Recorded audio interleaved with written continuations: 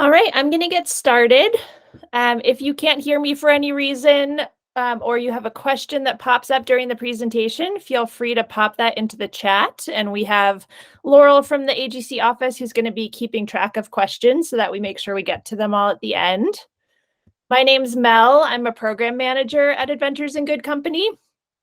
And the Smoky Mountains are some of the trips that I manage. So being a program manager basically means I work in the office on the back end of trips, making all of our reservations and helping prep guides and taking care of all of your paperwork and things like that. And we have 4 Smoky trips currently in our roster, so 2 fall trips and 2 spring trips, and then may even add more for 2024. So I also want to introduce Deb Melman, who's my co-host today, and she is a longtime amazing AGC guide. Deb, I'll let you introduce yourself. Hi, everybody. I'm Deb. I live in Minneapolis, and I have been guiding with AGC since it started in 1999. And I started guiding the Smokies trips about 6 years ago, just kind of as a fill-in for somebody. And I've absolutely fallen in love with it. And I'm really excited to be here with Mel to kind of share the on-the-ground side of the story. All right, so here's our agenda. We're going to try to keep this to an hour or less. We'll see. But we're going to just do a quick overview of the park itself, where it is, what are some special things about it. Gosh, people just keep showing up. That's great. And then we'll dive deeper into our specific trips. So we'll look at the lodging, the dining, the activities that we do on the trips, and the seasons. So what's the fall trip like versus the spring trip? And then we'll close out with an opportunity for you all to ask questions. So I know a lot of people have joined since I said this, so I'll say it one more time. If any questions pop up throughout the presentation, feel free to pop them in the chat and we'll get to them at the end. If you haven't done this before, the chat is in the bottom right corner of the screen. You'll see a little icon that looks like a chat bubble or a conversation bubble. If you click on that, it'll bring you to a spot where you can type a question for us and we'll keep track of those.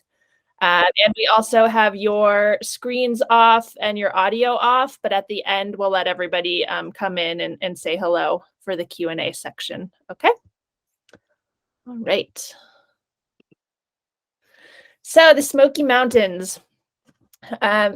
It's a really unique park for a lot of different reasons. We like to go to kind of unique and special places on AGC trips, and the Smokies are certainly no exception. So just a quick little history. It was established on June 15th, 1934. That's when Roosevelt was president. And it covers about 800 square miles. So you'll see this map over to the right. One unique thing about it right off the bat is that it almost equally straddles 2 different states.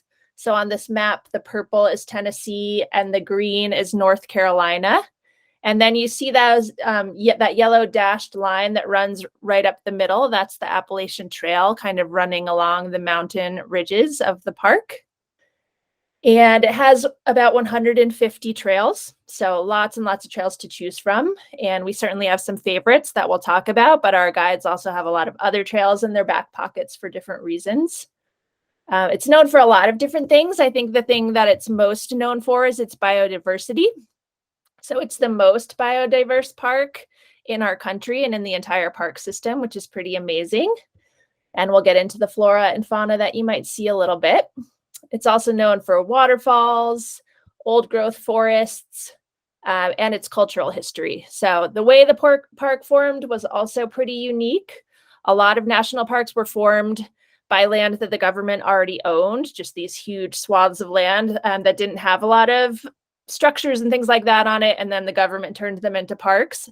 But the Smokies were really the opposite. So the Smokies were settled by a lot of people. There was a lot of Native American history in the area. The Cherokee tribe was really prominent there. And then a lot of homesteaders and farmers and even towns and things like that. And so the government bought up land from all of these people and formed a park out of that land. So you can still see a lot of evidence of the people who have lived there throughout history when you're there. So Deb, do you want to jump in and talk a little bit about what you love about the Smokies? Yeah, so first of all, the part that we do on these trips is on the Tennessee side. Yep. You do go up to the Appalachian Trail to that ridge and get a view of North Carolina, but we stay on the Tennessee side except for the day we go to Clingmans Dome. And everything that Mel said is absolutely true about it. It is incredibly beautiful, the old growth forest, the feel of it. It's very old, the settler history and some of the American Indian history and all of that is just really fascinating and just adds to the depth of what this trip is all about. We do a lot of hiking trips and exploring different areas, but the active historical component of this is really makes, in my opinion, a really magnificent addition. Great. We're going to try something a little new. So we're going to play a very brief 2-minute video on why the park is so diverse. And it'll take me a minute to get my audio settings going. So just bear with me for one moment.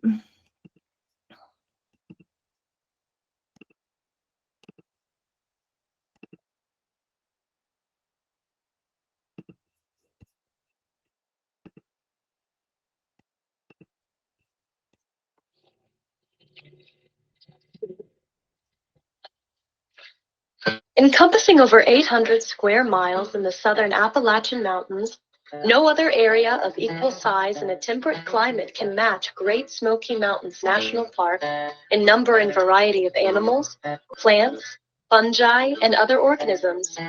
It is the most biologically diverse national park in the United States. Located within the Appalachian mountain chain, the park became a refuge for many species of plants and animals that were displaced from their northern homes by changing climate conditions during the last ice age. The Smokies are one of the oldest mountain ranges in the world, formed perhaps 200 to 300 million years ago. Elevations in the park range from 850 to over 6,000 feet, a change in elevation that mimics the climate and habitat variations found from Georgia to Maine. Plants and animals common in the southern U.S. thrive in the lowlands. Species common in the northern states find suitable habitats at higher elevations. The crest of the Great Smokies runs in an unbroken chain of peaks for over 36 miles.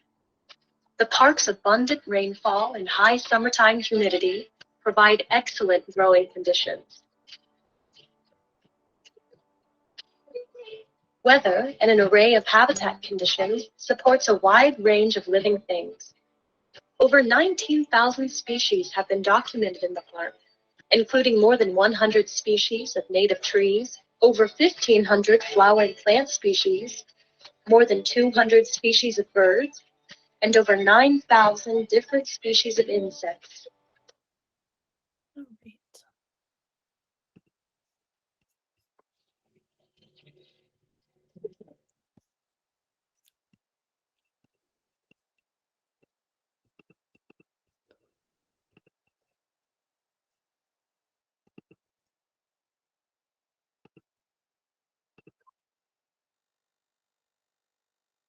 Okay.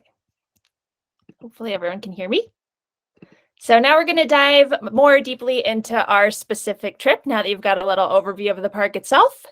So one of the most favorite things I think about this trip, in addition to the amazing location, is the lodging. This is one of the few trips where we are able to have a single supplement for everybody and even your own bathroom. So really great lodging. We use a company called Mountain Laurel Chalets, and they're family owned since 1972. So I think when we first started working with them, it was some parents, and now we work with their children who have taken over the business, and we really love them. It's located just outside of Gatlinburg, so on the Tennessee side of the park.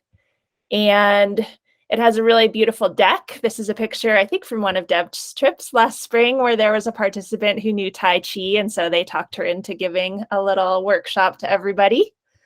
It also has a hot tub. It's got its own movie theater. We do a movie night on this trip often. And the dining, so for the majority of this trip, our guides are cooking you delicious and healthy food. We also will go out to a restaurant in Gatlinburg on the last night of the trip, and we order barbecue the first night typically. But most of your meals will be cooked by AGC guides in what I think is the best kitchen on any of our trips that I know of. And I'm going to let Deb tell you a little more about the lodging, and I'm just going to flip to a few more photos. Deb, do you have anything you want to add? Yeah, I do. So the lodge is amazing. It's got an incredible community space on the upstairs. There's 2 floors to it. So some people are on the main floor, some people are on the upper floor. And then you can see the view of the deck. So the side you saw for the Tai Chi lesson was sort of what the deck looks like. It has these amazing rocking chairs, and you just get to look over the valley. And when we say it's out of Gatlinburg, you drive up a very steep mountain road, and it's basically the top of that road. And so there's almost nobody around. It's relatively quiet, and just a really lovely place to stay. Every bedroom, some bedrooms are king bed, some bedrooms are queen bed, but they all, like Mel said, have their own bathroom. There's a pool table in the basement that a lot of people will gather around. There's fireplaces. It's just really, really amazing. And depending on the trip, our guides will either stay in the same lodge as the participants, or there's another little house right next door that we also try to rent whenever we can for the guides. But regardless, everyone will get their own room. And the hot tub can sometimes be a warm tub, can sometimes be a hot tub. But you can see it's a little bit older model. But nothing about the place is older, except for maybe the hot tub. And Deb, do you want to add anything about the food? The food is, every guide gets to make their own menu, so it really just depends on who the guides are, but we try to make as much stuff from scratch, with lots of fresh ingredients, salads. We do travel with all of the food the first half of the trip from Knoxville. So it's one of the trips where vans are filled with, bags and boxes of food. And then we do one resupply shopping. But it's great. And some of you have been on some of our trips, our kitchens can be kind of small, and for you all to like, can I come and use the microwave or whatever it might be, you feel like you're getting in our way. This kitchen is so big. There's an ice maker. You go over and you can help yourself. There's huge refrigerators. There's 2 dishwashers. It's really almost impossible to get in anybody's way in that kitchen. Great, thanks. And if you're new to AGC, we also try really hard to accommodate different dietary restrictions and things like that. So we can answer individual questions after the presentation, but I think we do a pretty great job with that piece. The other thing about this lodge is there's a downstairs refrigerator and washer and dryer. And so people who are on the main floor can use that fridge for anything they want as well. And you can wash your clothes on site. Great, thanks. All right, so diving into the activities. These trips are primarily hiking trips. That's the focus. And so there's the option to hike every day or just about every day, depending on the year. And that's because there's a lot of options of longer trails, but also some really great little walks that might only be half a mile or a quarter mile or things like that. So typically, even on days when we do something like rafting, there'll also be the opportunity to get out and walk at least a little bit. And we'll go up to about 7 miles, depending on the day and the trail. So I put a few sample trails on here that we use frequently. And the trails are slightly different depending on if you go on the fall trip or the spring trip. So we'll talk more about those 2 options. And when you choose the trip that's right for you, you can look at the specific itinerary and see the specific trails that we've chosen. And I'll let Deb talk about this more, but I think our guides are really great at choosing those trails for particular reasons. So maybe for great water or wildflowers in the spring trip, or to see great fall colors, or to get to an old growth forest or whatever it is. There's a lot of intention behind the trails that we've chosen, and there's flexibility. So if a trail is closed or a road is closed or something like that. There are so many trails in the Smokies, and we have some real true experts in the park who can kind of troubleshoot that with us and help us get a great backup trail if we ever need to do that. Deb, do you want to talk a little maybe about the trails, but also just about what the hiking is kind of like in general in the Smokies? Mm-hmm. So, I mean, you heard in the video that the Smokies encompasses low level to high level, you know, under 2,000 feet to over 6,000 feet. And so you can have completely hardwood, dense wooded trails. And then when you go up higher, you can have hiking more on ridge lines and getting views, you know, for miles and miles. A lot of the trails on this trip start on or completely on sort of an old dirt road. Again, the Smokies is a place that a lot of people used to live, and so some of them were ways that the people would get into their homeland. So they start out on wider roads, and then sometimes they move into narrower and a little bit rocky. Some are on the fall trip in particular. A couple of them are much more rocky. On the fall trip, we do one hike on the Appalachian Trail, which is an out and back, so you can go as far as you want, but it is probably the hardest hike of all the trips. Even though it's a level 2 rated trip, it's, you know, could be a little bit closer to a level 3 hike. But because it's out and back, you can go as far as you want. Almost all the hikes are out and back. So if you decide you don't want to go anymore, you can turn around and hang out or go back. But almost all of them pass some sort of historic homestead or have, again, really interesting historic context to them. The spring trip is much more focused on wildflowers, and there are a lot to see. And so the hikes can be a little bit slower paced, a little bit more stopping, observing, drawing, whatever it is you want to do with the flowers, taking pictures. And then the fall trip is a little bit more hiking oriented, and some years fall color oriented and some years less fall color oriented. But definitely like absorbing just the incredible feel of this old mountain range. They're all really different. In the spring, you're going to go to places that have waterfalls, and the waterfalls will be going very strongly. In the fall, we do a couple waterfall hikes, but they may be doing really well, or they may be a little bit trickles, but they're still very lovely. The picture on the right there is the hike called Grotto Falls, and it's the only walk behind waterfall hike in the Smokies and maybe on the whole East Coast, but it's very cool. The elevation gains of each hike also vary from 400 feet to 1,200 feet, depending on which trail you're doing. But even the 1,200-foot hike is just kind of gradually going up a road and then gradually going up a trail. It's not like, you know, super duper steep. Great, thanks. All right. Deb brought up a good point with our hikes that on these trips you can often choose when you want to turn back. And that's also true for activities in general. You know, if you're tired and you want to take a day off and stay back at the lodge and read your book and go in the hot tub, that's always an okay thing to do on an AGC trip. And some people do choose to do that, for example, when we go rafting. So both the trips, the fall and the spring trip, go rafting for a half day on the Upper Pigeon River. And the section that we paddle is anywhere from flat water to a few class 4s. And I think it really depends on the season and the water level, what that will look like. But it is a suitable stretch for total beginners.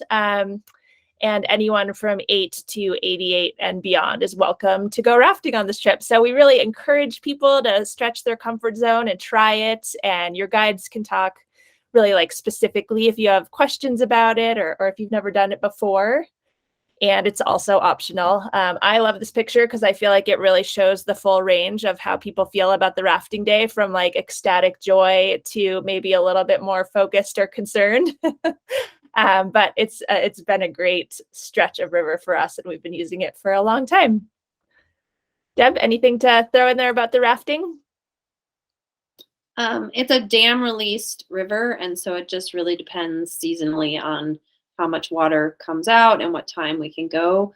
The company that we work with is been around for a long time, and many of their guides have been with them for a long time, and that's always a really good indication of a fabulous business to work with. So the woman who's leading that one, she's been on several trips with us.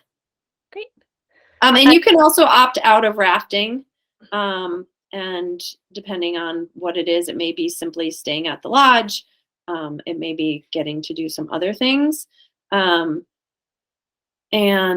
if you're worried about being cold, we can get wetsuits for you. We tell you how to dress for it. And there's wetsuits to borrow if that's something that you need. But mostly it's just kind of raincoats and long pants or shorts, depending on the day. Great. They're also pretty good at being flexible with our date. So if there's one really nice day during the week, we might switch the rafting to happen that day. Or if it's going to be freezing cold and pouring on the day we're supposed to raft, we might try to switch it. So we do our best to kind of get the best weather day we can possibly get during the trip for the rafting. All right, we've touched on this a lot, but another activity or just inclusion on this trip that we can't say enough about is the human history. So just lots of really neat opportunities to see cabins and homesteads. You can, depending on the trip, see Little Greenbrier community, which has a school and a pioneer cemetery. And then the Appalachian Trail, of course, is just a really treasured part of American hiking history. So we always make sure we get it out on the trail at least a little bit on these trips. Deb, anything you want to add about history? I know we've talked about it a little already. No. It's just really incredible. Yeah. I mean, this literally is the house where these people lived. It's, it may have been touched up a little bit, but this is where they lived, and we tell the stories of the people that lived there, and some of them you get to go in, some of them you just get to see on the outside. But it's a pretty awesome addition, and I would say probably for sure 3 of the 5 hikes there are homesteads that you get to go visit and see, and they're all different.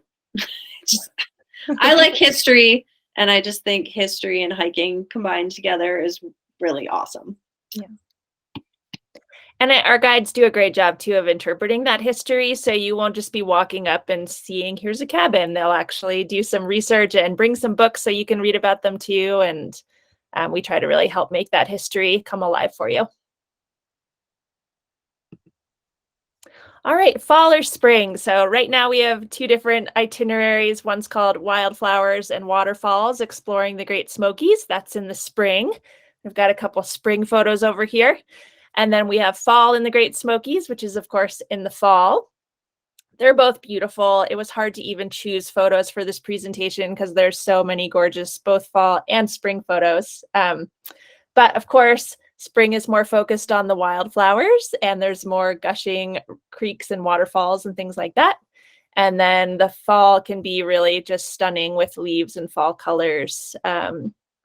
In the spring, you might have longer views where you can really see for miles and miles. Fall is, that fresh fall, crisp air.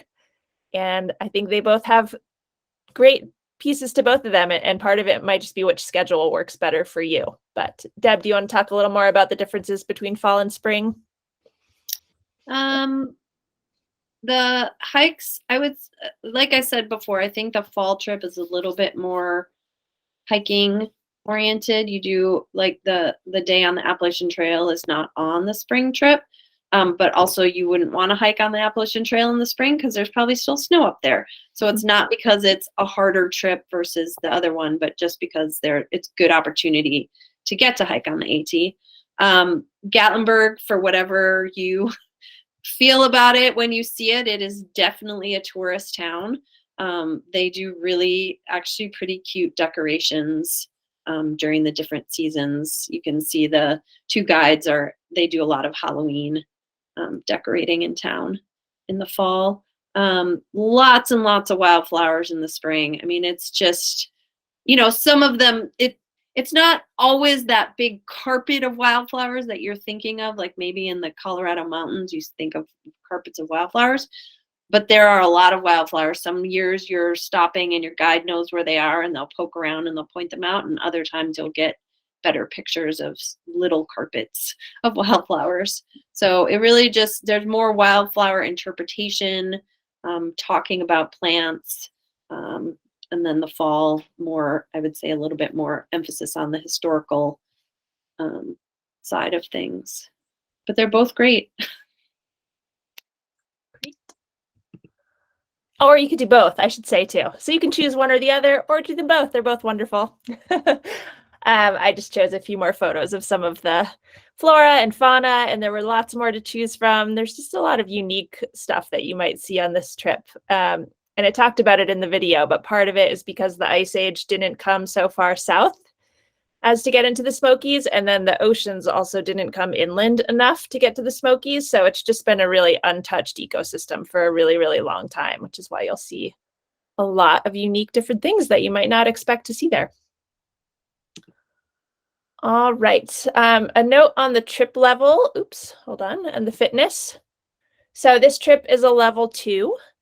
This is actually a trip we collected some interesting data on just recently. So at the end of every trip, we poll participants and we ask them if they felt like it was harder than they expected or easier than they expected, or if it was right on. And this trip was pretty solidly right on. So people did feel like it was a 2. But it's also like a very hiker's 2, where you're going to be hiking a lot for sure. We do work with a woman named Becky Rupp at Trailblazer Fitness and can connect you with her if you're interested in getting any sort of personalized training program to get ready for your trip. We've got a resource for that. Or of course, we'll also just send recommendations out and you can always prepare on your own too. But level 2, I'll just quickly read the definition, says appropriate for any woman who exercises regularly at a moderate level, such as going for 45-minute brisk walks 3 to 5 days a week, and who either enjoys hiking or is new to hiking and wants to learn in a safe and fun environment. Deb, do you want to talk a little more about the level and sort of being prepared for the trip? Yeah, I think being in a, sometimes you get people on trips and they think, oh, it's a 2, it's not that hard. Sometimes you get people on a trip who think, oh, it's a 2, it's pretty hard. So it's all your perspective. And I really like what Mel said. This is definitely a hiker's 2. Depending on the trip, fall or spring, you might have more hiking, you might have less hiking, slower pace. It's still not we do still keep it at a continual kind of slow-ish pace, but it is hiking. So it's not paved roads, it's not flat trails. There are some small rocks on and stones. There's bigger rocks on some of the trails. And so just understanding that this really is a hiking trip on hiking trails is important to factor in. And, adding into some of your 45-minute brisk walk, if you do some hills, even if you live in a flatter location, doing some stairs or anything that can kind of give you that slight change in elevation will help you with this trip a lot. The thing, except for White Oak Sink, which is one of the trails on the Wildflowers trip, almost all the trails are up on the way in and then mostly downhill on the way out. So that's kind of a fun factor to it. You don't have to save yourself for all the mountains at the end. You just have to do the mileage out. Great. All right. So here's our trips that we have upcoming. We have a few spring trips coming up soon. So we've got one that departs on April 8th, and we've got one that departs on April 15th. So we often will do 2 of these trips back to back, or even 3 back to back. But we do switch the guides out in between trips. And there's space available. So we have 2 spots available on that one departing on the 8th. We've got 1 spot on the 15th. And then we also have our fall 2023 trips open at this time. So 1 trip, the second departure, we just opened. So there's still lots of spaces on that. And then we're going to open our 2024 spring trip soon. So I know we'll send a follow-up email after this presentation to all of you. And we're hoping to have those dates open so that if you are ready to sign up, but not for a trip until 2024, you can do that if you want to. And then just a few quotes here from happy participants. And I feel like reading them all. Everybody mentions the lodging and the cooking and the guides. So we really do try and take great care of our hikers in an awesome location. All right. So now we didn't talk about the bears, which is actually everyone's favorite part of this trip. So we thought we'd end it with a question or a picture of the bears and a little bit of time for Q&A. And I'm going to stop sharing so that I can see you all. Mention the bears? Sure, yeah, Deb, tell us about the bears. And actually, while Deb tells us about the bears, if you want to jot down my email to reach out to me at all after this, feel free, or you can just find us on our website too. But yeah, Deb, tell us about the bears. So the bears in the Smoky Mountains are black bears. They are herbivores for the most part.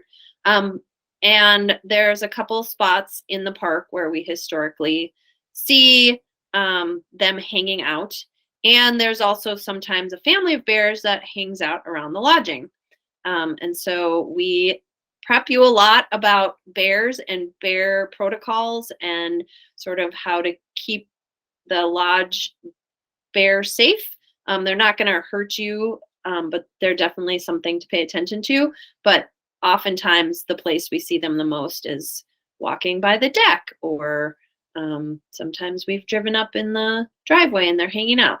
So they are very cool. They are a huge part of the Smokies. I want to say there might be more bears in the Smokies than any other black bears than any other part of the East Coast. And you most likely will get to see them just from the lodging. So we do it sounds funny when we tell you kind of what to do about the bears at the lodging, but you will see. It is good to keep things food safe and people safe. They're very cute. Oh yeah, great. It looks like people can. So if you want to ask a question and turn on your microphone, if you hit the little red microphone under the screen, you'll be able to do that.